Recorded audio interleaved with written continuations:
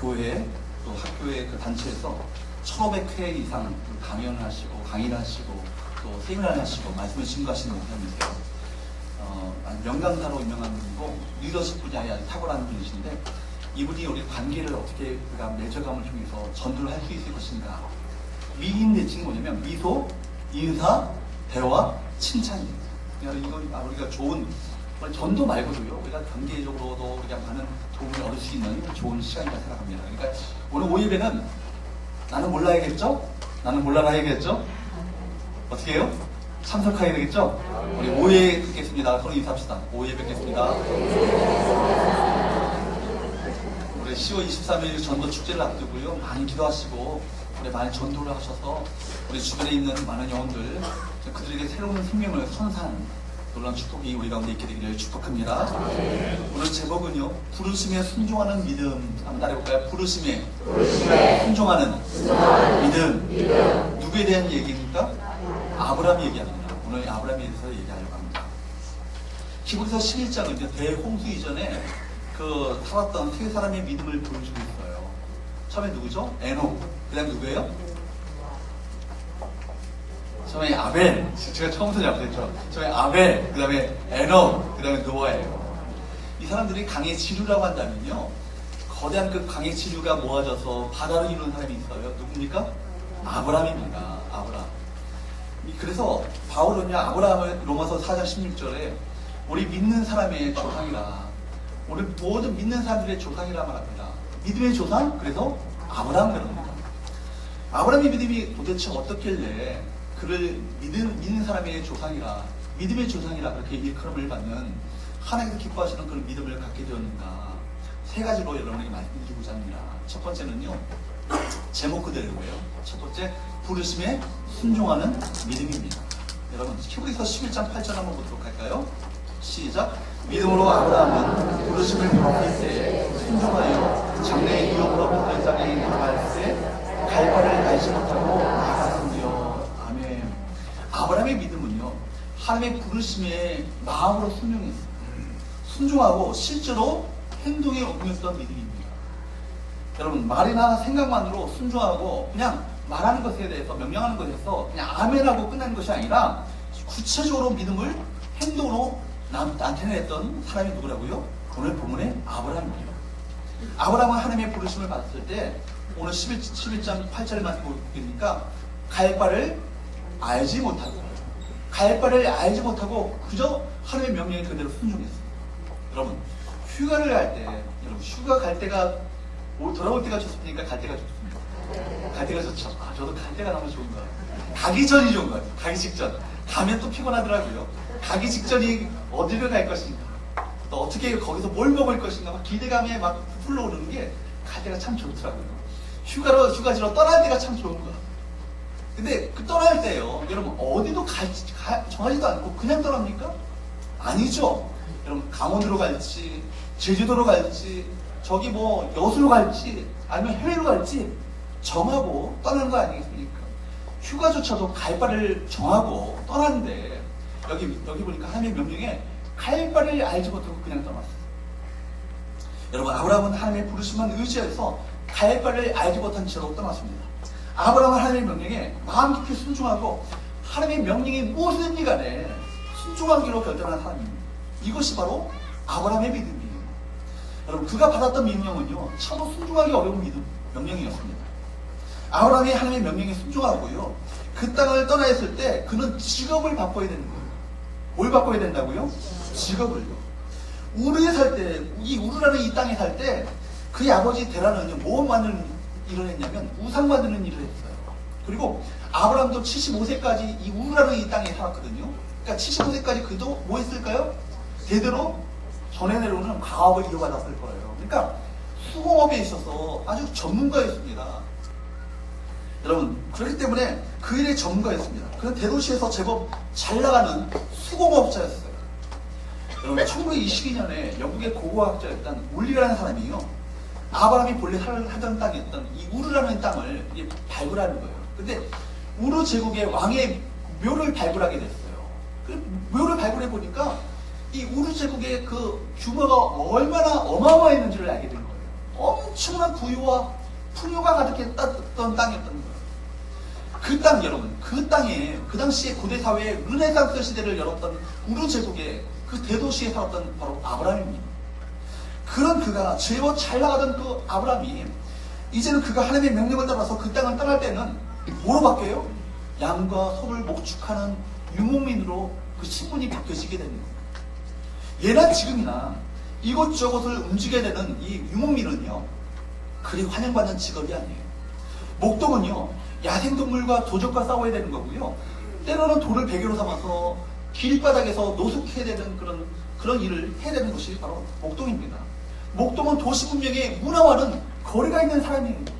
이제 그는 편안한 대도시 안의 사람이 아니라 황량하고 그 험악한 들판을 헤매면서 유목 생활을 해야 되는 도시 밖의 사람이 되었습니다. 여러분, 그러나 여러분 하나님의 관점에서 보게 되면 그는 떠나야 되는 거예요. 떠나야 우상 숭배에서 떠날 수 있고요, 떠나야 그를 하나님의 믿음의 사람으로 만들기 위한 하나님의 프로젝트 가운데 그가 들어올 수 있는 겁니다.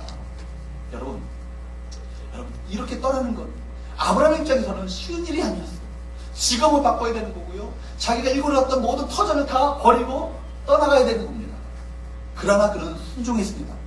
그 명령의 내용이 무엇이든지 간에 그것이 중요한 것이 아니라 그 명령을 내리신 분이 과연 누구신지를 알았기에 그는 순종할 수 있었던 것입니다. 여러분 사람들은요, 보통 성경에 아무리 좋은 명령이 있어도요, 자기 생각과 경험, 현실에 맞지 않으면 순종하지 않습니다. 왜냐하면 순종하기 위해서는요, 자기 삶을 조정해야 되는 거예요. 순종하기 위해서는요, 자기 삶의 모든 버릴 것들을 과감히 버려야 되는 겁니다. 희생할 것들이 있어요. 그러니까 현실적으로 볼 때 이것이 순종한다는 것이 그렇게 쉬운 일이 아닌 거예요. 그러나 여러분, 하나님의 말씀을 들으면 마음으로 순종하고 실제 행동으로 옮겨야 합니다. 당장은 내가 손해볼 것처럼 보이고, 당장은 이렇게 하면 망할 것처럼 보이지만, 순종하면 하나님의 계획하신 복과 은혜가 있습니다. 믿으시기를 축복합니다. 말씀과 행동으로 옮길 때 갈등이 생길 수 있어요. 그럴 때는 자신을 쳐다보지 마십시오. 여건을 보지 마십시오. 오직 하나님만 바라보시고 하나님만 믿고 앞으로 나가십시오. 그럴 때 하나님께서 여러분의 문제를 풀어주십니다. 이것이 바로 아브라함이 가졌던 믿음입니다. 사랑 여러분, 믿음은 순종입니다. 순종 없는 믿음은 없습니다. 순종하고 행동하는 믿음이야말로 이것이 참 믿음임을 기억하시기 바랍니다. 우리가 여기서 잠깐 짚고 넘어갈 것이 있어요. 아브라함의 믿음보다 더 중요한 것은요, 아브라함의 믿음보다 더 중요한 것은 아브라함을 부르신 분이 누구라는 거예요? 하나님이시라는 거예요. 이것을 기억하셔야 돼요. 성경을 보면 알겠지만 정말 위대한 존재는요, 아브라함이 아니에요. 여러분, 창세기 한번 보십시오. 아브라함의 온갖 실패와 실수와 허물과 그 온갖 어떤 인간적인 모습들이 면면들이 다 적나라하게 다 드러나고 있어요. 감추지 않아요. 미워하지 않아요. 그대로 있는 그대로 다 까발리고 있습니다. 왜 그래요? 아브라함은 우리와 똑같은 인간이라는 거예요. 그러나 실패와 좌절, 절망을 경험한 이 아브라함이지만 그를 지켜보시면서 그래도 그를 믿어주시고 그를 신뢰하시며 그를 인도하신 그 하나님이 참으로 위대하신 거예요. 그러면 여러분, 아브라함에게 나타나셨던 그 위대하신 하나님은 어떤 분이십니까? 히브리서 11장 8절에 여기 보니까 믿음으로 아브라함은 무엇을 받았을 때? 부르심을 받았을 때. 하나님은 부르시는 하나님이십니다. 믿으십니까? 하나님은 여전히 저와 여러분을 초청하시는 하나님이세요. 명령하시는 분이십니다. 그래서 로마서 4장 17절은 아브라함과 그 하나님에 대해서 이렇게 다음과 같이 말씀합니다. 로마서 4장 17절 말씀입니다. 자막을 좀 띄워주세요. 한번 4장 17절 말씀입니다. 같이 한번 읽어볼까요? 시작. 기록된 바 내가 너를 많은 민족의 조상으로 세웠다 하신 바 같으니 그가 읽은 바 하나님은 죽은 자를 살리시며 없는 것을 있는 것으로 부르시는 이십니다. 아멘. 하나님은 죽은 자를 어떻게 하신다고요? 살리신다고요. 믿으십니까? 아멘. 없는 것을요, 있는 것처럼 어떻게 하신다고요? 부르시는 하나님이시죠. 이렇게 부르시며 초청하시는 하나님이 우리 이 아브라함의 믿음의 근거가 되는 거예요. 우리 또한 바로 믿음의 근거가 우리를 부르시고 초청하시며 명령하시는 그 하나님께서 어떤 것을 말씀하시든지 그대로 순종하고자 하는 그 믿음이 우리 가운데 있어야 될 줄로 믿습니다. 여러분, 우리 믿음도 바로 근거가 바로 하나님께 있는 거예요. 하나님의 부르심이 있는 거예요. 부르심이 있기 때문에 대답이 있습니다. 부르심이 없는 바로 응답이란 없는 거예요. 여러분, 부르심을 받았다고 착각하거나 그렇게 하나님을 믿는다고 착각하는 것처럼 불행한 일은 없어요. 여러분, 하나님의 부르심을 다시 한번 확인하셔야 돼요. 나를 부르시는 하나님. 이와 관련해서 바타고는 이렇게 말하고 있습니다. 로마서 8장 28절 말씀입니다. 로마서 8장 28절 시작. 우리가 알거니와 하나님을 사랑하는 자 곧 그의 뜻대로 부르심을 입은 자들에게는 모든 것이 합력하여 선을 이루느니라. 아멘. 우리가 알거니와 하나님을 사랑하는 자 곧 그 사람들은 어떤 사람들이에요? 그의 뜻대로 부르심을 입은 자들. 믿으십니까? 하나님 사랑하십니까? 그렇다면 하나님의 뜻대로 여러분 모두는요 다 부르심을 받으십니다. 다 이외가 없어요. 다 주님의 뜻대로 부르심을 받은 자들이에요. 부르심을 받은 자들에게는 모든 것이 어떻게 해요? 합력하여서 모든 것이 다 합하여서 여러분의 고난, 역경, 눈물, 탄식까지도 다 합하여서 모든 걸 궁극적으로 뭐 이루신다고요? 선을 이루십니다. 믿으시기를 축복합니다. 여러분 부르심을 받은 자만이 그렇기 때문에 하나님의 뜻을 성취할 수 있는 것. 부르심을 확인할 때 바로 하나님의 뜻에 순종할 수 있는 믿음으로 나갈 수 있습니다. 교회는 무엇입니까? 교회는 어떤 곳입니까? 교회는요 오다 가다 만난 사람들이 모임이 아니에요. 사람들이 외로워가지고요 모인 신망 모임이 아니에요. 혁명과 이상을 이루기 위해서 모인 조직단체도 아닙니다. 교회란 여러분 헬라 원어로요 에클레시아예요. 에클레시아라는 말은 에크라는 말이 프롬입니다. 뭐뭐로부터. 그리고 클레시아의 원어는 클레오, 부르다는 말이 있어요. 그러니까 에크라는 말과 클레오, 부른다는 말이 합쳐진 말이 뭐예요? 에클레시아, 교회예요. 여러분 한 사람 한 사람은요 세상으로부터 불러내셔서 하나님의 존귀하신 하나님의 산들로 하나님의 백성으로 삼아주셨고 그리고 이 모임 가운데 하나님의 뜻과 하나님의 명령과 하나님의 비전과 하나님의 계획하심을 받고 다시 세상으로 파송되어야 할 사람들이 모임이 바로 뭐라고요? 교회. 에클레시아. 그렇기 때문에 여러분 교회 공동체를 구성하는 교인들은요 하나님께 부르심을 받았다고 생각하는 사람, 구원을 받았다고 생각하는 사람, 하나님의 백성이 되었다고 생각하는 사람들입니다.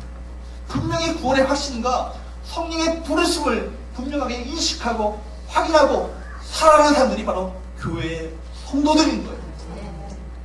그럼 하나님이 아브라함을 부르셨을 때 그 부르심의 내용은 과연 무엇이었습니까? 창세기 12장 1절 한번 보도록 할까요? 창세기 12장 1절 같이 한번 읽어봅니다. 시작. 여호와께서 아브라함에게 이르시되 너는 너의 고향과 친척과 아버지의 집을 떠나 내가 내게 보여줄 땅으로 가라. 여러분 이것이요 하나님이 아브라함에게 명령하셨던 명령이에요. 한마디로 뭐예요? 떠나라는 거예요. 떠나라. 집도 친척도 모두 떠나라는 것입니다. 너의 읽었던 모든 기반조차도 떠나라. 실제로 아브라함은요 이 말에 순종했어요. 여기서 우리는 믿음의 핵심 한 가지를 발견하게 됩니다. 신앙은 뭐예요?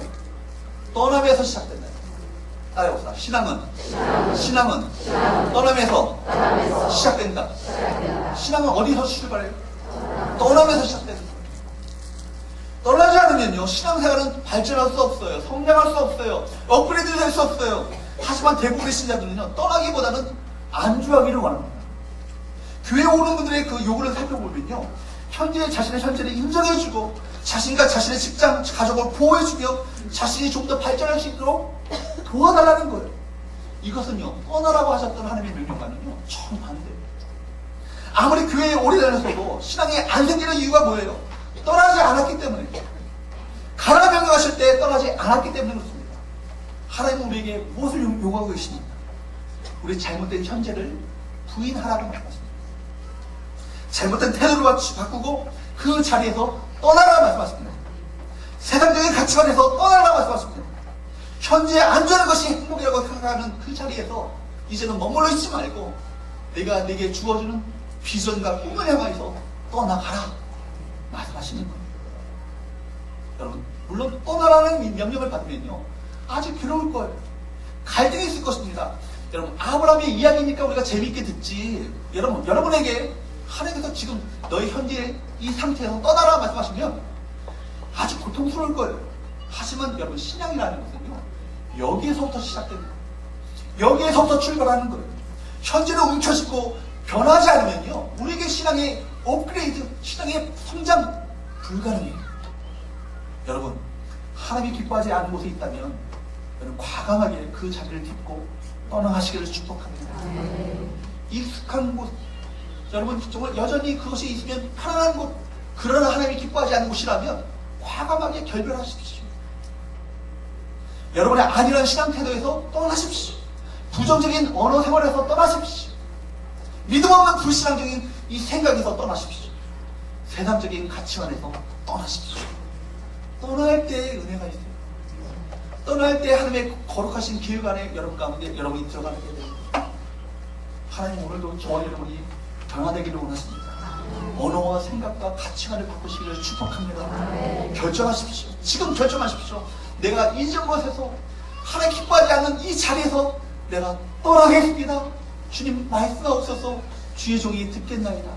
그런 믿음으로 살아가는 저와 여러분 되시기를 주님으로 축복합니다. 서로 인사합시다. 떠나갑시다.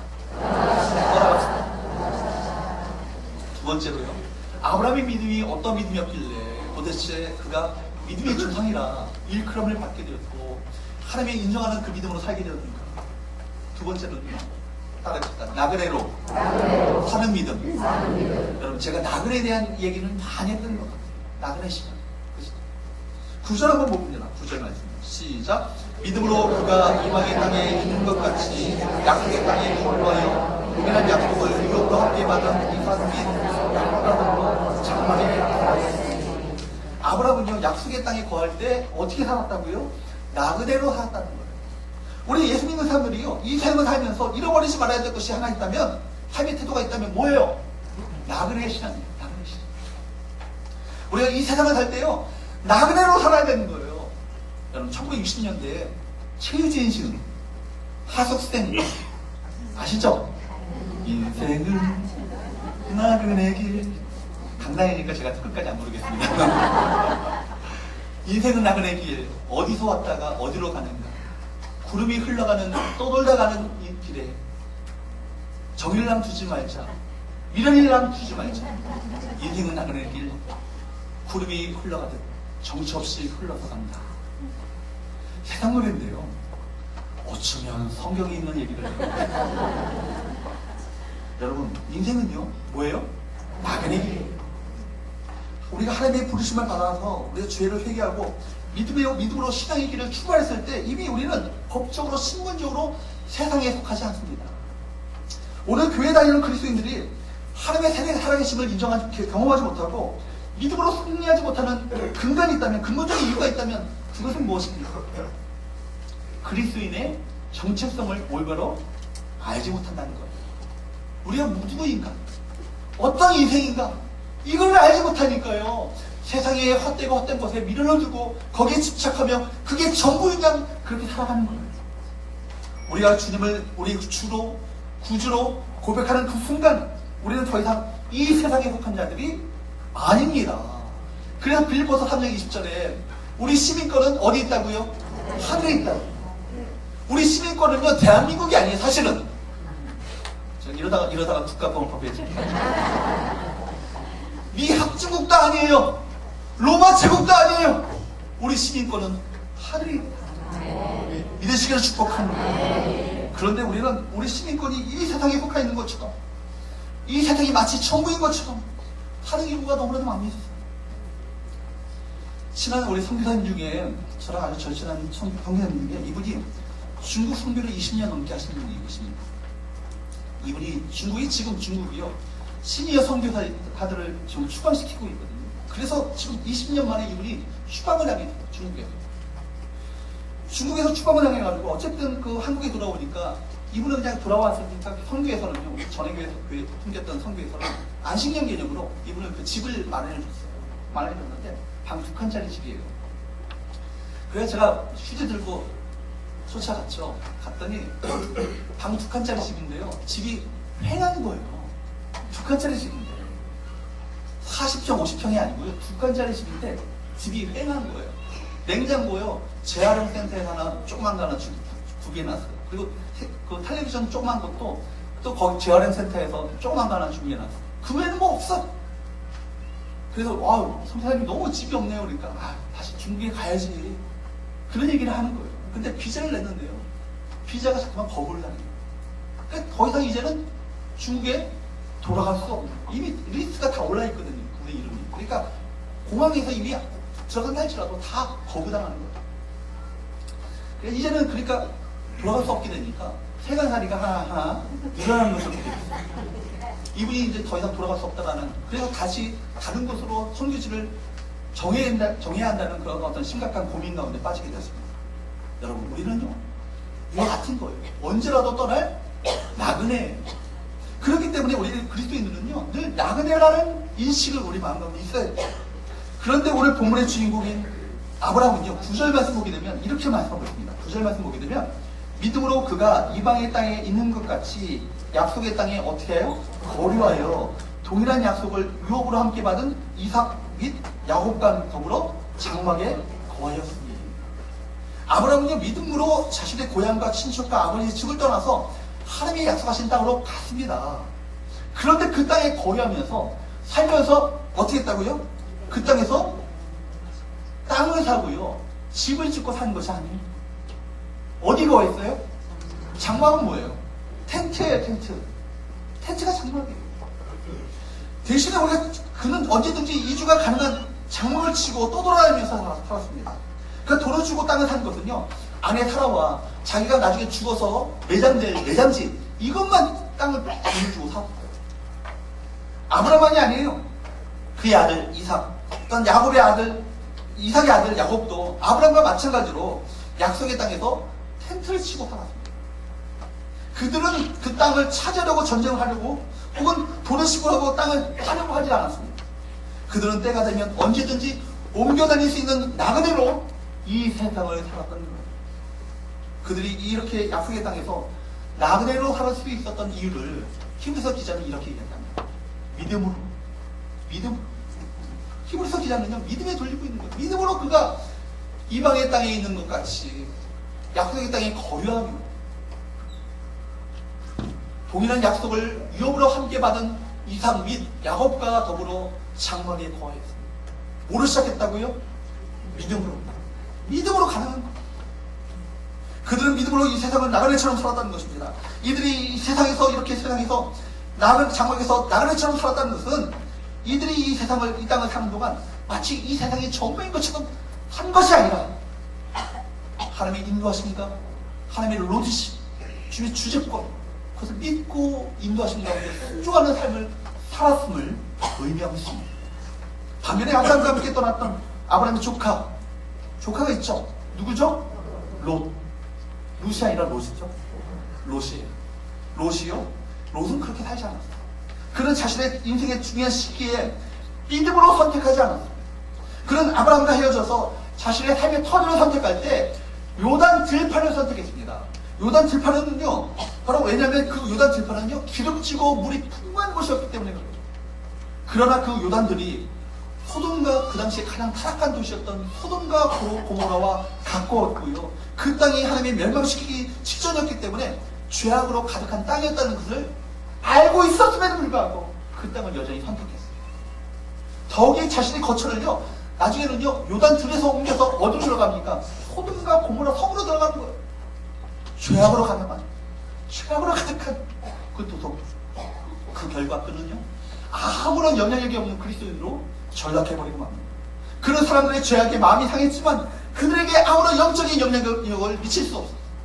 소돔과 고모라가 멸망할 때 그의 부인은 결국 소금 기둥이 되었고, 그의 두 사위는 그의 말을 농담처럼 여겨서 심판을 받았고, 그의 두 딸은 나중에 아버지를 통해서 모압과 암몬을 낳는 근신상간의 죄를 범합니다. 롯, 그는 처음에 시작은 믿음으로 시작했지만 나그네로서의 그 믿음의 삶을 버리고 소돔과 고모라로 들어갔다가 자신만 불가운데서 구원함을 받고 신앙적으로 다른 사람들에게 전혀 영적인 영향력을 미치지 못하는 그런 사람으로 전락해버렸어요. 우리가 영향력 있는 그리스도인으로 살기 위해서는 이 땅에서 철저하게 이 나그네라는 인식을 철저하게 가지고 살아야 되는 거예요. 아브라함과 이삭과 야곱이 그런 것처럼 우리가 이 땅이 전부인 것처럼 살지 않게 되기를 축복합니다. 진짜 전부는 뭐예요? 천국이에요. 하나님 나라예요. 하늘이 전부예요. 믿으십니까? 그런 믿음이 우리 가운데 있게 되기를 축복합니다. 여러분, 미국의 듀크 대학의 기독교 윤리학 교수 중에 스탠리 하우파스라는 분이 계세요. 이분이요, 그리스도인들의 그 정체성에 대해서 이런 얘기를 합니다. 넬슨 에얼리언이라고. 무슨 얘기냐면 거주하는 외국인이라는 거예요. 여러분, 넬슨 에얼리언이라는 얘기는 비록 이 땅에 살고 있지만 우리 시민권은 이 땅이 시민권에 있는 것이 아니라 어디 있다고요? 하늘나라에 있다고요. 천국에 있다고요. 우리가 이 땅에서 그런 삶을 살아가게 될 때 참다운 그리스도인의 삶을 살 수 있다는 그런 얘기합니다. 그리스도인의 그 정체성을 잃어버렸기 때문에 기독교 윤리가 땅에 떨어지고 진정으로 그리스도인으로서의 빛과 소금의 역할을 감당하지 못하는 타락한 그리스도인으로 전락해버리고 만다. 그가 얘기하는 거예요. 맞다고 생각합니다. 전적으로 저는 동감합니다. 여러분, 이 땅이 전부가 아니에요. 우리가 정말 바라봐야 될 것은 하늘의 상급이고 하늘의 영광이고 하나님 나라가 우리 삶의 진정한 목표가 되어야 될 줄로 믿습니다. 여러분, 이 땅에 우리가 집착하면 집착할수록 우리 안에 경건의 능력이 사라집니다. 그러나 우리가 이 세상에 대한 욕심을 버리고 하늘을 바라보는 삶을 살수록 우리는 능력 있는 삶을 살게 됩니다. 왜냐하면 참된 능력은 이 세상에서 오는 것이 아니라 하늘에서 오기 때문입니다. 멋진 그리스도인, 이 세상에 집착하는 그리스도인이 아닙니다. 오히려 이 세상에 대한 집착을 버리고 나그네로서, 외국인으로서 이 삶을 살아가게 될 때 우리 삶 가운데 진정한 영적인 능력이 나타나게 될 줄로 믿습니다. 마지막으로 세 번째, 아브라함이 도대체 어떤 믿음을 가졌길래 그가 하나님께로부터 믿음의 조상이나 일컬음을 받게 되어지는 놀라운 축복을 받게 됩니까? 한번 따라볼까요? 본향을 바라는 믿음, 본향을 소망하는 믿음. 여러분, 그가 무엇을 소망했다고요? 본향을. 아브라함의 믿음은요, 그렇기 때문에 종말론적인 믿음이에요. 종말론적인 믿음. 10절 한번 봅니다. 10절 시작. 이는 그가 하나님이 계획하시고 지으실 터가 있는 성을 받았습니다. 아멘. 아까 제가 최유진의 하숙생 노래를 인용했지만요, 최유진이 몰랐던 것이 하나 있어요. 뭐예요? 인생은 나그네 길, 어디서 왔다가 어디로 가는가. 어디서 왔는지 어디로 가는지를 몰라요. 그리스도인들은 알죠? 어디서 왔어요? 하나님께로부터 왔죠. 어디로 가요? 하나님께로 가는 거예요. 여러분, 그렇기 때문에 이 노래는 결론 없이 질문만 던지라고 끝나지만 우리 그리스도인들은요, 어디서 왔다가 어디로 가는지를 분명히 아는, 대답을 아는, 정답을 아는 우리 사람들이에요. 나그네로 살다가요, 나그네로 마치면요, 여러분, 이것처럼 비참하고 험한 인생이 어디 있겠어요? 내가 주님을 위해서 죽도록 충성하고 헌신하고 때로는 믿음으로 인해서 많은 고난과 역경을 당했는데 그냥 이대로 끝나. 그러면요, 이것처럼 허무한 게 없어요. 그러나 현재의 고난은요, 장차 다가올 무엇과 영광과 좋게 비교할 수 없도다. 이것이 온갖 고난 가운데 있었던 사도 바울의 고백이에요. 고난을 극복할 수 있었던 원동력, 현재의 고난을 바라보는 것이 아니라 장차 다가올 영광을 왜 바라보며 사는 거예요. 이것이 바울의 믿음이라고요. 종말에는요, 대심판이 있을 거예요. 주님의 재림이 있을 거예요. 몸의 부활이 있을 거예요. 이것을 바라볼 수 있는 영적인 눈이 우리 가운데 있게 되기를 축복합니다. 믿음은요, 종말에 있는 것을 미리 포기합니다. 종말을, 천국을 미리 본 사람은요, 순교까지도 마다하지 않는 거예요. 약속을 보았기 때문입니다. 믿음은 천국에서 미래로 가는 것이 아니라 미래를 여러분 미리 보게 하는 것, 이것이 믿음이에요.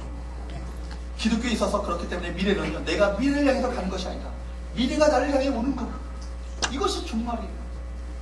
우리는 예수 그리스도를 믿음으로써 이미 천국을 소유한 자들이에요. 우리는 하나님의 자녀가 되어서 이미 죽은 후에 약속을 이미 받았습니다. 이것이 기독교인의 종말론이에요. 이런 면에서 아브라함은요, 선각자예요. 선각자. 그는 하나님이 약속하셨던 미래, 약속과 미래의 땅, 영원한 본향이 어디인가, 거기가 어디인가를 분명히 볼 수 있는 영적인 눈이 정확히 있었어요. 히브리서 11장 10절 말씀 다시 한번 봅니다. 히브리서 11장 10절 말씀 시작. 이는 그가 하나님이 계획하시고 지으실 터가 있는 성을 받았습니다. 아멘. 아브라함은요, 하나님이 지으실 성, 그 성, 도시가 어떤지를 알았어요. 그 거룩한 도성을요, 믿음의 눈을 가지고 바라봤어요. 이 성은요, 요한계시록 21장에 나오는 새 하늘과 새 땅, 새 예루살렘이에요. 이 눈이 우리 가운데 있게 되기를 축복합니다. 이것을 바라볼 수 있기를 축복합니다. 이것을 바라보며 살기를 축복합니다. 아브라함은요, 하나님의 음성을 들었을 때 미래에 올 세계를 미리 약속으로 받은 거예요. 이 나라는 하나님이 경영하시는 나라, 하나님이 통치하시는 나라, 하나님이 지배하시는 나라, 하나님이 세우시는 나라예요.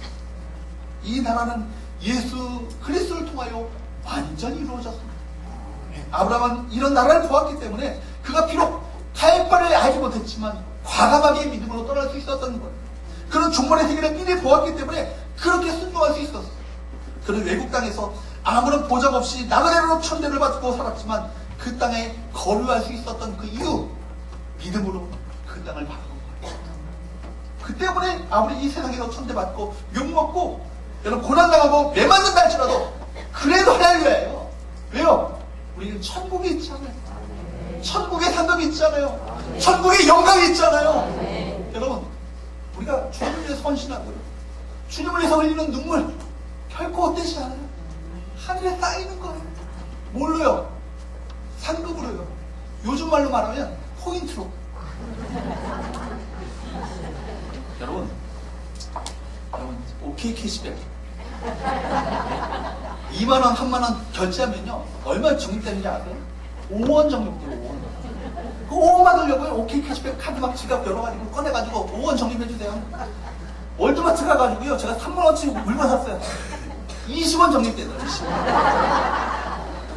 여러분 그거 대단적인 그 20원, 5원, 10원 적립하려고 카드 꺼내려고 그거 집착하는데요. 여러분 주님을 위해서 수고하고 헌신하는 거 헛된 게 아니에요. 하늘에 엄청난 상급으로 엄청난 포인트로 쌓이는 거예요. 한번 따라해봅시다. 믿음으로 순종할 때 하늘에 포인트가 쌓인다. 할렐루야. 믿으시기를 축복합니다. 여러분 그렇기 때문에 아브라함과 이삭과 야곱과 함께 아브라함 그 장로가 치고 살 수 있었던 이유는요, 이 약속 때문입니다. 약속이 분명하면요 고생이 무섭지 않습니다. 천국이 분명하고 하나님 나라가 분명하면요 현실과 이 땅 이 세상이 고달프지 않아요. 이것이 종말 신앙이에요. 이것이 별세 신앙입니다. 예수 믿는 것이 고달프고 힘드십니까? 새 하늘과 새 땅 마지막 날에 주님께서 차랄까 충성된 종아 주님께서 안아주실 그 주님의 위로를 생각하십니다. 우리 모두가 이것을 볼 수 있기를 축복합니다. 그렇게만 된다면, 예수 믿고 하나님이 약속하신 천국이 우리 마음 가운데 있다면 우리는 어떤 일을 만나도 나그네처럼 순례자처럼 살아갈 수 있는 거예요. 그렇게 된다면 하루아침에 반역죄를 몰려서 하루아침에 여러분들이 순교당한다 할지라도 기쁨으로 담대하게 순교를 당할 수 있게 됩니다. 이것이 종말 시간이에요. 이것이 오늘 히브리서의 11장의 믿음입니다. 어떤 상황에서도 평화와 기쁨과 안심이 있는 것, 시편 기자가 고백했던 것처럼 27편에 전쟁이 일어나 나를 치료한다 할지라도 내가 그 안에서 태어나리로다, 안연하리로다, 평안을 갖겠다. 이 고백이 어떻게 나올 수 있겠어요? 주께서 나를 붙드시고 주께서 나와 함께 하심을 믿는 자들에게, 이 언약을 갖고 있는 자들에게 이 축복이 있게 됩니다. 고린도후서 4장 8절에서 9절 말씀입니다. 사도 바울은 이렇게 고백합니다. 시작. 우리가 사방으로 우배함을 당하여도 쌓이지 아니하며 답답한 일을 당하여도 낙심하지 아니하며 박해를 받아도 버림받지 아니하며 거꾸로 들림을 당하여도 망하지 아니하고. 왜요? 천국의 영광이 있어요. 천국의 영광이 있어요. 여러분 바울처럼 이 같은 고백을 할 수 있는 것이 참다운 종말로 죽이 신앙인 거예요. 나그네처럼 이 땅을 본향을 말하는 그 믿음인 거예요. 그러나 여러분 그렇게 하다가 실패하더라도 내 믿음이 아직 완전한 것이 아니라는 것을 기억하면서 너무 자책하지 않길 바랍니다. 따라해봅시다. 우리는 공사 중이다. 공사 중이면 어때요? 철분도 나오고요, 쓰레기도 있고요, 여전히 지저분해요. 여전히 공사 중이에요. 그러나 그 건물이 완성되면요 찬란한 건물로 변화됩니다. 김일평 목사도요 공사 중입니다. 여러분도 공사 중입니다. 그러나 마지막에 주께서 우리를 변화케 하실 때는 완전한 하나님의 사랑으로 변화될 것을 기대하면서 올곧게 믿음으로 걸어가는 저와 여러분 되시기를 주님으로 축복합니다. 정리합니다. 첫 번째 어떤 신앙이요? 어떤 신앙이요? 부르심에 순종하는 믿음. 두 번째 뭐요? 나그네 믿음. 세 번째 뭐요? 본향을 바라는 그런 믿음으로 살 수 있기를 주님으로 축복합니다. 기도하겠습니다.